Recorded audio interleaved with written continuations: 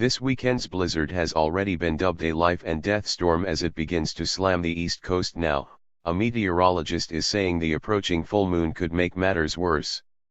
When a full moon comes around, the increased gravitational pull can cause tidal extremes, from very high to very low. The combination of hurricane-level wind speeds from winter storm Jonas and the full moon high tides could make for extreme coastal flooding. According to Gizmodo, this weekend's ominous conditions aren't just a case of blame it on the moon, superstitions. Tides ebb and flow as a result of the gravitational pull between the sun, moon, and the earth.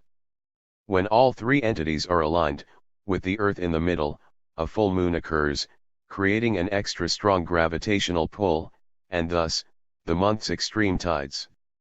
Under normal conditions, Gizmodo writes, the full moon high tides are generally 1 to 2 feet higher than usual, and these tidal changes are of little consequence. But, with winter storm Jonas bringing high winds, which are expected to hit up to 40 to 50 miles per hour along the Delaware and Jersey shores, the effects of this full moon could be more serious.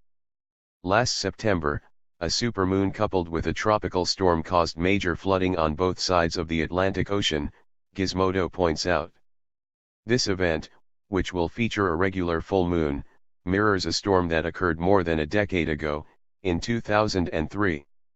This is not too different from the 2003 storm, which also happened during a full moon. Meteorologist and blogger with Weather Underground, Bob Henson, told Gizmodo.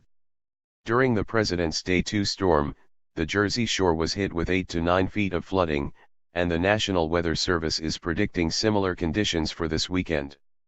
Still, the meteorologist says the full moon forecast is not as bad as it could be. If the storm coincided differently with the tides even just a slight amount, things would be much worse.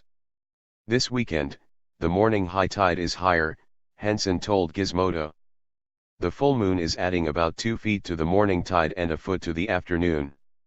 That's a good thing because the highest storm surge will probably be Saturday night. Forecasters predict the storm will hit Washington and the surrounding area with 2 feet of snow by late Saturday.